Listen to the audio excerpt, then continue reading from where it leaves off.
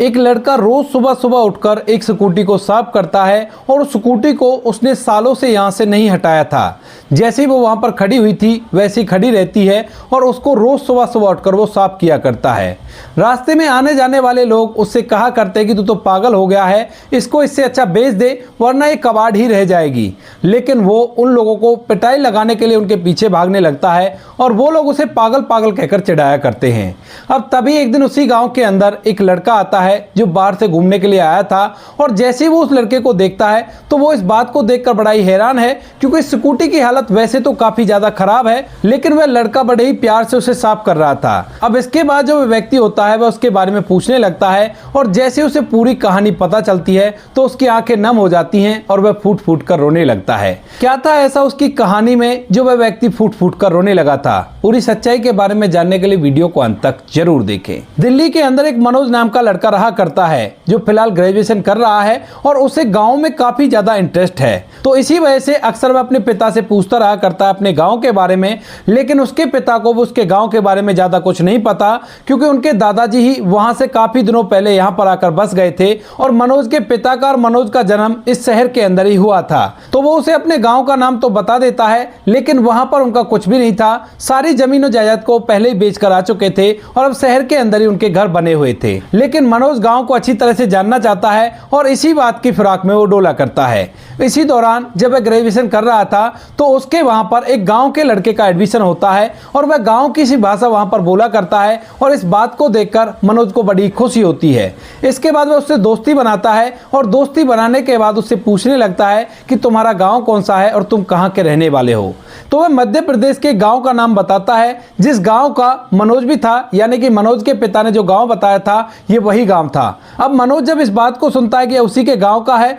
तो उसके बाद वो उससे और भी ज्यादा दोस्ती करने लगता है और गांव की बातों के बारे में उससे पूछने लगता है। तो उसके बाद वह लड़का उससे पूछने लगता है कि भाई तू गांव की बातों में इतना इंटरेस्ट क्यों लेता है। तो उसके बाद जो मनोज होता है उसे अपने बारे में पूरी बात बता देता है और कहता है कि मुझे गाँव बड़ा अच्छा लगता है और मेरी चाहत है कि मैं कभी गाँव में घूमने के लिए जाऊं, वहां के लोगों से बात करूं, वहां के खेतों खलियान को देखूं और वहां की जीवन शैली का अनुभव करूं। इस बात को सुनकर उसका जो वह दोस्त बनता है वहां पर वह उससे कहने लगता है कि इसमें कौन सी बड़ी बात है, इस बार जब छुट्टियां पड़ेंगे एग्जाम के बाद तो उसके बाद तू मेरे साथ चल देना और वहीं पर मेरे घर में रहकर अच्छे से गाँव को एक्सप्लोर कर लेना। इस बात को सुनकर मनोज भी राजी हो जाता है और वह अपने घर वालों से इस बात की अनुमति ले लेता है। मनोज के घर वाले जब बेटे की चाहत को देखते हैं तो कह देते हैं कि ठीक है बेटा तू चला जा, कोई भी कैसी भी दिक्कत नहीं है। उसके बाद मनोज जैसी छुट्टियां पड़ती हैं तो अपने उस दोस्त के साथ उसके गांव आ जाता है और वहां पर गांव के अंदर आकर उसे बड़ा ही सुकून मिलता है। शाम के समय वो लोग आए थे और शाम के समय भी वह गांव में इधर उधर घूमने लगता है और देखने लगता है कि गांव के लोगों का कल्चर कैसा है और वो लोग किस तरह से अपना जीवन व्यतीत किया करते हैं। मनोज का वह दोस्त उससे कहने लगता है कि भाई ऐसा कर, अभी आराम कर लेते हैं, काफी लंबा सफर तय किया है तो सुबह सुबह उठकर मैं तुम्हें अच्छी तरह से गाँव घुमा दूंगा और कोई भी कैसी भी दिक्कत नहीं है। इसके बाद मनोज मान जाता है और वो दोनों उसके घर में आराम करने लगते हैं। जैसी सुबह सुबह होती है तो सुबह सुबह मनोज और उसका दोस्त वहां से गांव से खेतों की तरफ निकल जाते हैं क्योंकि सुबह सुबह सभी लोग ज्यादातर खेतों पर जाया करते थे। अब जैसे ही मनोज गांव से बाहर निकल रहा था तभी अचानक से उसे एक जगह एक व्यक्ति एक स्कूटी को साफ करता हुआ दिखाई देता है और देखने से वो पागल लग रहा था। लोग उसे चिढ़ाते तो वह उनके पीछे भागने लगता और इसके बाद वापस से आकर उस स्कूटी को साफ करने लगता। अब यह बात देखकर मनोज को भी यह बात बड़ी अजीब लगती है क्योंकि वह स्कूटी जहां पर खड़ी हुई थी लग रहा था कि मानो कई सालों से इसे यहां से हटाया नहीं गया हो और उस स्कूटी के टायरों के अंदर हवा भी नहीं थी। तब भी वह व्यक्ति बड़े ही प्यार से उसे सफा कर रहा था। तो इस बात को देखकर जो मनोज होता है अपने उस दोस्त से पूछ ही बैठता है कि ये इस तरह से क्यों कर रहा है, जब ये स्कूटी चलेगी ही नहीं तो इसे साफ क्यों कर रहा है। तो उसके बाद मनोज का जो दोस्त होता है वो कहने लगता है कि इसे छोड़ो ना, ये तो पागल है, ऐसा ही करता आ रहा है कई सालों से। अब यह बात मनोज को और भी ज्यादा उसके लिए जानने पर मजबूर कर देती है और इसके बाद वो अपने दोस्त से पूछने लगता है कि मुझे इसके बारे में जानना है, कौन है ये और इस तरह से क्यों कर रहा है। तो उसके बाद जो मनोज का दोस्त होता है वो कहता है कि भाई इसके लिए तो थोड़ा टाइम लगेगा और काफी लंबी इसकी कहानी है। तो वो कहने लगता है कि कोई बात नहीं, जितना भी टाइम लगेगा मेरे पास टाइम है और मैं इसकी कहानी को जानना चाहता हूं। तो इसके बाद जो मनोज का दोस्त होता है वह उसे उस व्यक्ति की पूरी कहानी सुनाने लगता है। कहता है कि इसका नाम सूरज है और ये पहले बिल्कुल भी ऐसा नहीं था, वो तो पिछले 4 साल से इसकी पत्नी इससे अलग रहा करती है और इसी वजह से ऐसा हो गया है। ये अपनी पत्नी से बहुत ज्यादा प्यार किया करता था और इन दोनों की लव मैरिज हुई थी। अब मनोज जब ये बात सुनता है कि वो दोनों प्यार भी किया करते थे और इन्होंने लव मैरिज की थी, तो इसकी पत्नी कैसे रूठ कर चली गई, इस बारे में वो अपने मित्र से पूछता है। तो उसका मित्र उसे शुरू से सारी कहानी को बताता है। कहता है कि आज से काफ़ी दिनों पहले ये अपनी एक रिश्तेदारी में शादी में गया हुआ था। वहीं पर इसकी मुलाकात एक लड़की से होती है जिसका नाम होता है सपना। सपना देखने में काफ़ी ज़्यादा खूबसूरत थी और उस समय पर यह बच्चा ही था। तो वहाँ पर ये सपना को देख लेता है और इन दोनों को एक दूसरे के प्रति अट्रैक्शन होने लगता है। धीरे धीरे समय बीतता और समय के साथ साथ इनकी कई और मुलाकातें ऐसी शादियों में हो जाती हैं, क्योंकि दोनों की जानी पहचानी रिश्तेदारी थी। इसके बाद धीरे धीरे समय बीतता और समय के साथ साथ जैसे ये कॉलेज में पढ़ने के लिए जाता है, तो ग्रेजुएशन के फर्स्ट ईयर में सपना भी इसके साथ पढ़ने लगती है। और वहाँ पर जब दोनों एक दूसरे को देखते हैं तो देखते ही एक दूसरे से अपने अपने प्यार का इजहार कर देते हैं। दोनों के बीच में प्यार का इजहार हो गया था। तो इसके बाद अब ये दोनों एक दूसरे के साथ कॉलेज में समय व्यतीत करने लगते हैं और कुछ दिनों बाद फैसला कर लेते हैं कि हम दोनों एक दूसरे से शादी करेंगे और इसके बारे में हम अपने घर वालों को बता देंगे। इसके बाद सपना भी अपने घर जाती है, इधर जो सूरज है वह भी अपने घर जाता है और अपने अपने घर वालों से अपने अपने प्यार के बारे में बता देता है।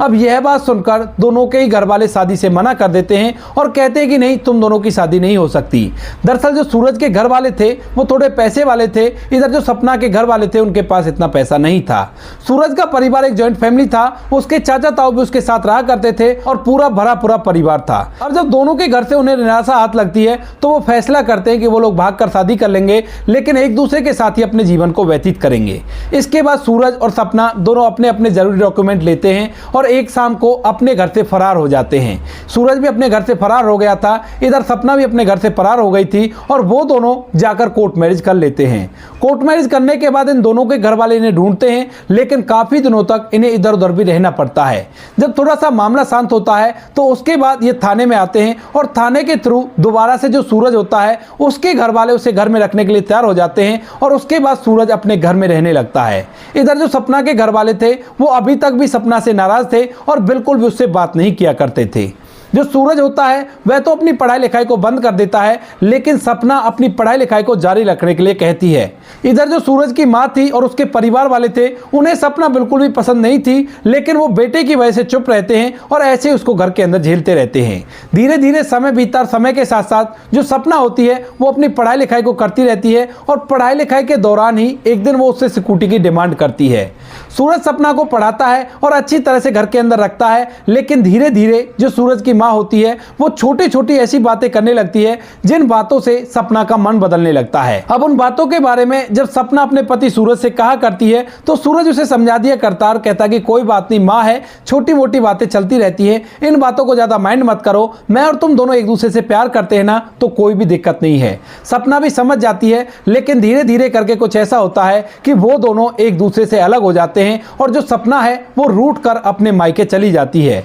क्योंकि जब उनके बीच में लड़ाई होने लगी थी तो उसी दौरान सपना की अपनी माँ से बात होने लगी थी। उधर से जो सपना की माँ थी वह भी उसके दिमाग को खराब करने लगती है और इधर सूरज की माँ का टॉर्चर भी बढ़ने लगता है और वह सपना को अब ज्यादा कुछ ही बोलने लगती है। जब एक दिन वह अपने पति सूरज से कहती है कि इस तरह से तुम्हारी माँ ने मुझे ये कहा है, ये कोई अच्छी बात है, तुम उसे समझा दो, तो सूरज अच्छी तरह से उसकी बात सुनता है और उसे फिर से समझा देता है। लेकिन जो सपना थी वो इस बात को मानने के लिए एग्री नहीं होती है और वो कहने लगती है कि नहीं, ऐसा नहीं होगा और तुम्हें अपनी माँ को समझाना पड़ेगा। अब सूरज यहाँ पर बुरा फंस गया था, क्योंकि एक तरफ उसकी माँ का प्यार था और एक तरफ उसके जीवन साथी का प्यार था। अब वह चुने तो किसे चुने। इसके बाद वो थोड़ा सा परेशान होता है और अपनी पत्नी को दोबारा से समझाने की कोशिश करता है, लेकिन सपना जो कि अपनी माँ की बात माना करती थी, हालांकि वह सूरज से बहुत ज्यादा प्यार कर रही थी, लेकिन जितने दिनों से उससे उसकी माँ की बात होने लगी है उसके बाद से उसके स्वभाव में चेंजिंग है और इसी चेंजिंग के चलते वह सूरज से लड़ाई करने लगती है। जब वह सूरज से लड़ाई करती है तो सूरज भी उसे दो चार बात कह देता है और इन बातों से बुरा मानकर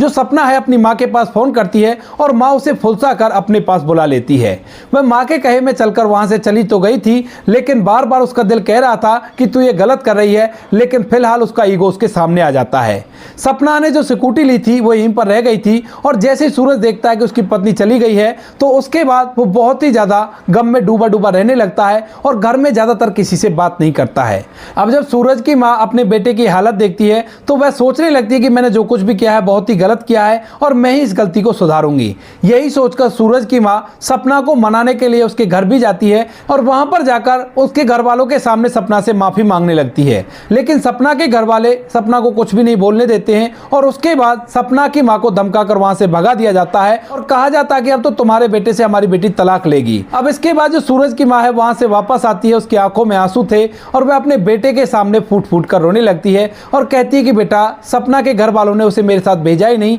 मैंने तो बहुत कोशिश की, मैं उसे मना कर ले आऊं, मैं उससे माफी भी मांग रही थी लेकिन वो लोग यहाँ पर नहीं आए। अब यह बात सुनते ही जो सूरज होता है वह एकदम से पागलों की सी हरकत करने लगता है और इसके बाद से वह पूरी तरह से पागल हो जाता है। घर वाले बच्चे की ऐसी हालत देखकर बड़े ही परेशान होते हैं और जब घर वाले इधर उधर काफी सारा इलाज करवाते हैं तो उसके बाद भी उसकी हालत में कोई भी सुधार नहीं आता है। धीरे धीरे करके समय बीतता है और अब तक सपना को जाए हुए लगभग 4 साल हो गए थे और 4 साल तक लगातार जो सूरज है वो सपना की स्कूटी को जहां पर खड़ी हुई थी वहीं पर साफ किया करता और उसे किसी को भी छूने तक भी नहीं दिया करता था, क्योंकि सूरज की पत्नी सपना जब कभी इधर उधर जाया करती किसी एग्जाम को देने के लिए तो वह अपने पति से कह दिया करती कि मेरी स्कूटी को कोई हाथ नहीं लगाएगा और यही बात उसके दिमाग में घूम रही थी और इसी वजह से वह किसी को भी उसे छूने नहीं दिया करता था। जब ये पूरी कहानी मनोज सुनता है तो इस बात को सुनने के बाद उसकी आंखों से आंसू बहने लगते हैं, क्योंकि वह शहर का रहने वाला था और उसे प्यार की गहराई के बारे में पता था कि प्यार क्या चीज होती है।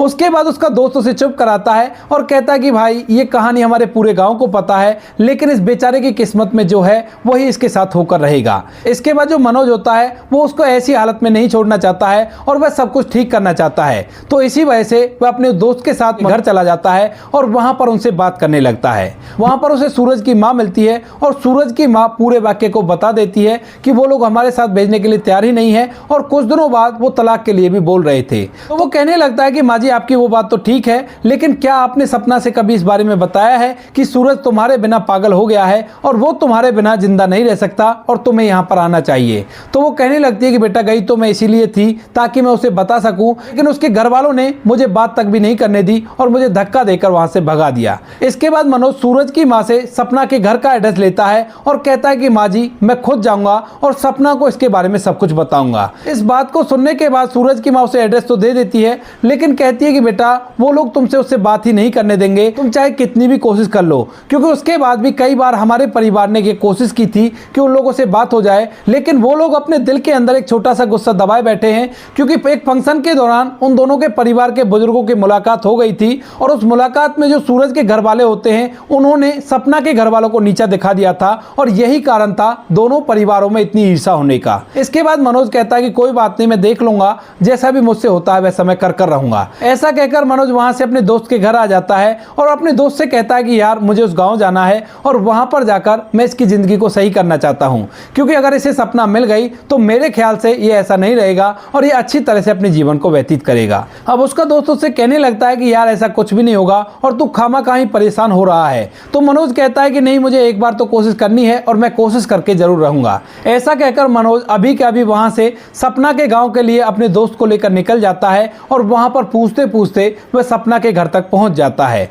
अब जैसे ही वो घर के अंदर जाता है तो सपना के घर वाले जब ये बात सुनते हैं कि ये सूरज के बारे में उससे बात करने के लिए आया है तो उसे दरवाजे से ही वापस भेज देते हैं। लेकिन जो मनोज था वह इस बात को कंप्लीट करना चाहता था और इसी वजह से वह अपने दोस्त के थ्रू वहां पर कोई रिश्तेदारी का कॉन्टेक्ट निकालता है और उनके यहाँ पर ठहरने का इंतजाम करा लेता है। वहां पर ठहरने के बाद वह उनके घर पर नजर रखता है और जैसे ही एक दिन सपना घर से बाहर निकलती है तो उसे सूरज के बारे में सब कुछ बता देता है और कहता है कि तुम्हारी याद में आज तक भी वो तुम्हारी स्कूटी को साफ कर रहा है। हालांकि उस स्कूटी की हालत काफी ज्यादा खराब हो गई है लेकिन किसी को भी वो उसे टच तक भी नहीं करने देता। पूरी कहानी सूरज के बारे में उसे बता देता है और इस बात को सुनकर जो सपना होती है वह फूट फूट कर रोने लगती है, क्योंकि उसके माता पिता ने उससे कह दिया था कि वो तुझे तलाक देने के लिए तैयार है, लेकिन अब तक जो रुकी हुई थी वह सपना ही रुकी हुई थी और अब तक जो सपना थी उसे सूरज पर विश्वास था कि सूरज किसी न किसी दिन उसके पास आएगा और उसे यहाँ से लेकर चला जाएगा। जिस दिन वो उसे आकर ले जाएगा उसी दिन वो उसके साथ जाएगी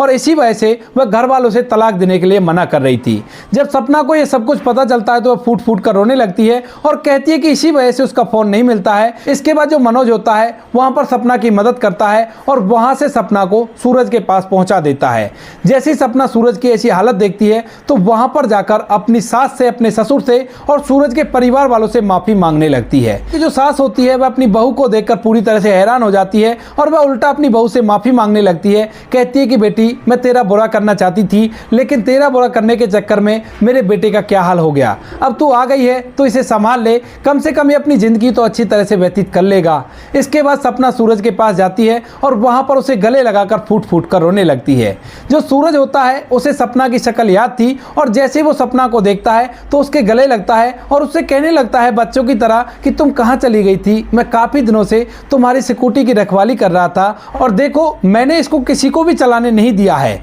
इस बात को सुनकर सपना और भी जोर से रोने लगती है और इसके बाद वह सूरज की देखभाल करने लगती है। कुछ दिनों तक जब सपना सूरज की देखभाल करती है तो सूरज पूरी तरह से अच्छा हो जाता है और उसके बाद वो लोग अपने जीवन को अच्छी तरह से व्यतीत करने लगते हैं। इधर जो सपना के घर वाले होते हैं उनको जब ये पता चलता है कि उनकी बेटी यहाँ से चली गई है तो वो लोग समझ जाते हैं कि कहीं ना कहीं से उसे सूरज के बारे में पता चल गया है और इसी वजह से वो यहाँ से हमारा घर छोड़कर वहां पर चली गई होगी। इसके बाद सपना फैसला करती है कि वह अपने घर वालों से कभी भी बात नहीं करेगी। जब ये बात सूरज के घर वाले सुनते हैं तो वो सोचने लगते हैं कि अगर फिर कभी ऐसा हो गया तो दोबारा से हमारा बेटा पागल हो जाएगा, तो इससे अच्छा है कि दोनों परिवारों में सुलह कर ली जाए और सभी लोग अच्छी तरह से आने जाने लगे। यही सोचकर जो सूरज का परिवार होता है वो अपनी तरफ से रिश्तेदारी को कायम रखने की पहल करता है और वहां पर जो सूरज का पिता होता है वह सपना के पिता के पास फोन करके उनसे उस बात के लिए माफी मांगता है जो कुछ उस फंक्शन में उन दोनों के साथ हुआ था। इसके बाद जो सपना का पिता होता है वह भी इस बात को समझता है और दोनों परिवारों के बीच में जो भी छोटा मोटा मनमुटाव होता है